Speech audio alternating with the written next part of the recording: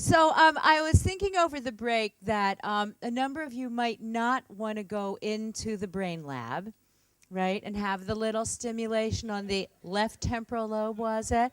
So I was thinking maybe we need another way to do this, to break the mindset and to allow you to have a lot of options.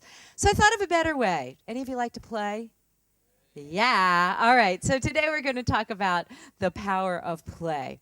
And I want to start with a couple of facts. The first fact was something that Professor Allen alluded to. Success in a global workforce of the 21st century requires that our citizens be skilled in collaboration, working together, teamwork, learning how to trust one another, finding a safe space where we can take risks, in communication, where we learn how to speak and write and speak with one another so that we can be easily understood. Content, reading and math, and in, here it is, guys, creative innovation. This creative innovation is a new piece to the list. It's something that's really should have been there all along. But now in the 21st century, I'd like to argue that it's even more important than it ever was. And I think you're going to hear that throughout the talks today. Fact. We are leaving the technology age where getting factoids was good enough. We are entering what has sometimes been called the new era or the knowledge age, in which it's all about integrating the facts that we have, not just accumulating more facts.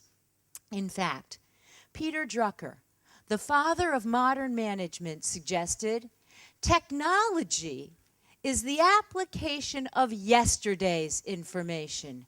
Knowledge is the ability to integrate the pieces and to add to what we know individually. And this idea was brought out even more beautifully in a new book by Daniel Pink. And he wrote In a Whole New Mind. And I love this quote, so I have to read the whole thing with you. The past few decades, he wrote, have belonged to a certain kind of person with a certain kind of mind.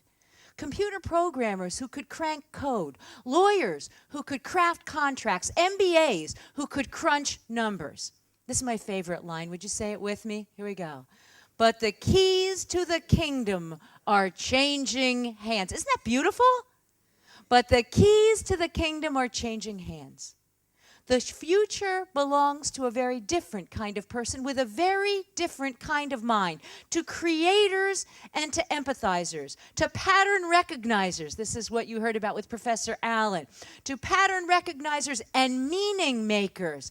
These people, the artists, these inventors, designers, the storytellers, the caregivers, the counselors, and the big picture thinkers will now reap society's richest rewards.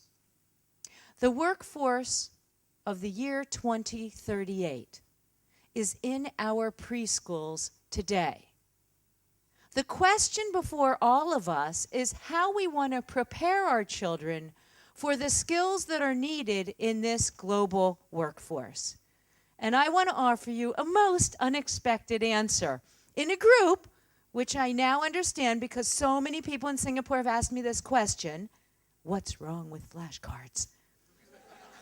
I can't even tell you how many times I've gotten this question.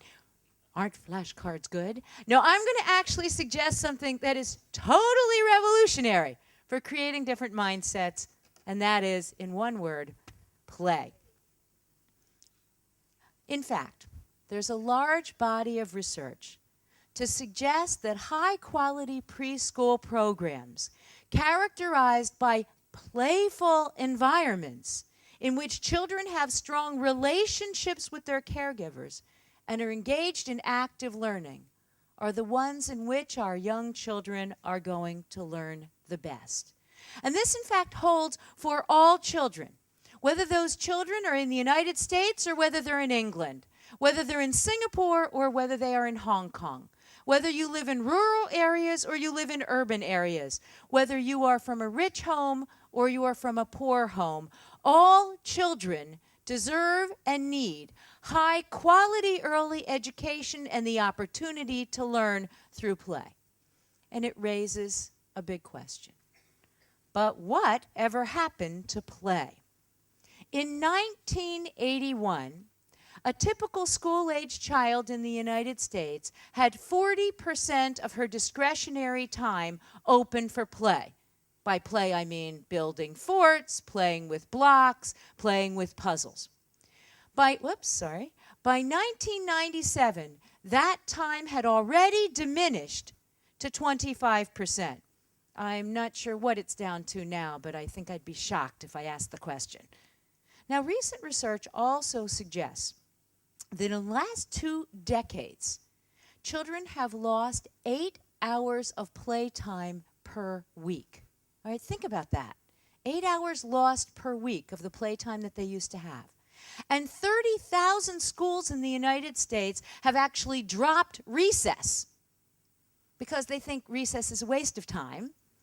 And what we should be doing instead is adding more academic learning. All right. Now, of course, they probably never read all the great brain research that suggests that if you have recess, the children are going to learn better. All right. But nonetheless, in the United States, these are the moves that we're making. I'd like to suggest to you that, in fact, we are wearing out our youngest children by engaging in what we sometimes affectionately call drill and kill activities. Think of those as flashcards. Drill and kill activities. Rather than playing even at the youngest ages. We are testing for factoids. And as Professor Allen told you, those factoids are going to be meaningless in the new world. Here are worn out children. Now, these issues and more actually prompted, I couldn't even believe this happened, but you know, it's the United States, so here it comes. All right, prompted a report from our American Academy of Pediatrics. It was October 2006. I swear to God, all the medical people in the United States got together and they wrote about the importance of play in promoting healthy child development and maintaining strong parent-child bonds. Now, it's incredible to me. Let's just start here. It is incredible that all the pediatricians had to get together to make a joint statement that play was important for children. I mean, where do you go with that? But this is what they wrote. They said these guidelines are written in response to the multiple forces challenging play.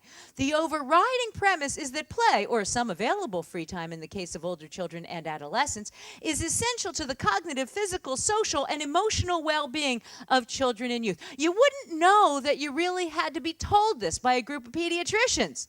But then again, I'm in Singapore, and over the last 2 days, everybody said, it's just child's play. Shouldn't we be doing more flashcards? Okay, so the point is that we often are confusing learning with memorization, and we're confusing test scores with success. So the question I want to ask is whether you as parents here have also been barraged by all these books. Have you? The worry and anxiety, our child has to do better. In fact, I heard about a term, and you got to remind me what it is. No, wait, kiasu. Kiasu. Do you really have this term? Right? Okay, kiasu. Okay, so I'm thinking, wow, Americans need that term. They do. I'm bringing it home with me. I am bringing it home. Because, like, everyone at home goes, what do you think? We're not going to play. We don't want our children to be left behind in the global workforce of tomorrow. Well, the irony is they're just the ones who are going to be left behind. All right, so the question I asked then in one of my research projects is, have we forgotten how to play? I mean, what's going on in this society? And Ed Ziegler, who's the father of modern Head Start in the United States, argues that play is under siege. So anyway, I got together with a group you might have heard of. Do any of you know about Fisher-Price toys? Okay, so I thought Fisher-Price was over here. And Fisher-Price was really great. They were trying to figure out what's going on here. Why do we have to make all these educational toys? Where are parents at? So we did a study with Fisher-Price, and we tried to figure out what are people's ideas about what constitutes play.